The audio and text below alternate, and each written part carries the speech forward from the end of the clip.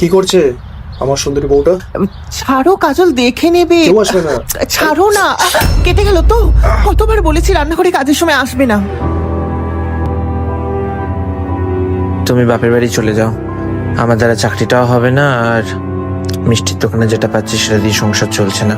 ফিরে যাওয়ার জন্য আমি ওই বাড়ি থেকে পালিয়ে আসিনি। তুমি অন্য জায়গায় চেষ্টা করো না, ঠিক কিছু একটা হবে। হ্যালো, হ্যাঁ রাজা ভাইয়ের সাথে কবে দেখা করতে হবে? হাতটা কোনো সমস্যা হচ্ছে বুঝলে, কোনো কাজ করতে পারছি না, কোনো সার পাচ্ছি না। সারাদিন শুধু লোকের সাথে মারপিট করে গেলে হবে? একটু রেস্ট নাও, আর আজকের দিনটা দেখো, না হলে কাল ডক্টর ডেকে নেব। যা ভিতরে যা, আমি বাইরে অপেক্ষা করছি। দাদা। আরে আরে মোহন, আয় আয়, তোর কথা বলছিল আমার ছেলেরা। না না দাদা, আসলে একটা কাজ পেলে ভালো হতো, একটু টাকার প্রয়োজন ছিল। কত মায়না চাই? 15,000?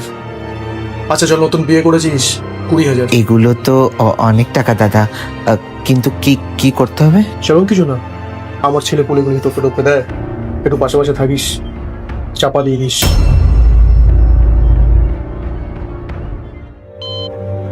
দেখুন, ওনার কিন্তু ফুল বডি প্যারালাইজড হয়ে গেছে, যে কোনো মুহূর্তে হার্ট অ্যাটাক আসতে পারে। ইমিডিয়েটলি হসপিটাল ভর্তি করুন। অ্যাম্বুলেন্সে খবর দিয়েছি, অ্যাম্বুলেন্স আসছে।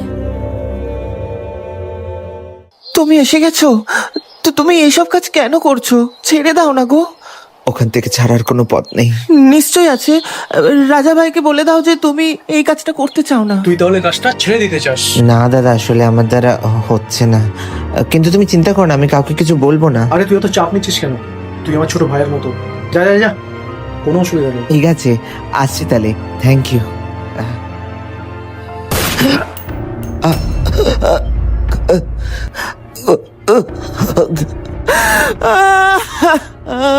কি করবি এবার তুই?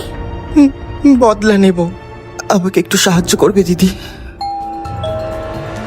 আপনাদের কাজের লোকের দরকার ছিল, খবর পেলাম। দূর বাবু, তোর তো কাউকেই পছন্দ হচ্ছে না। বয়সটা তো হচ্ছে তোমার, বিয়েটা তো করতে হবে। শুনুন না দাদা বাবু, আমাদের পাড়াতে একটা মেয়ে আছে, দেখতেও খুব সুন্দর, বাপ মা মরা। মা, আমার একেই চাই। এই নে, এটা এক ধরনের বিষাক্ত ড্রাগ। ওর শরীরে যে কোনো জায়গায় কাট লাগাবি আর এটা লাগিয়ে দিবি। কি লাভ পেলে একটা নিরীহ মানুষকে মেরে ফেলে? কি কষ্ট হচ্ছে? বাবা মাকে ফোন করব নাকি অ্যাম্বুলেন্সে ফোন করব?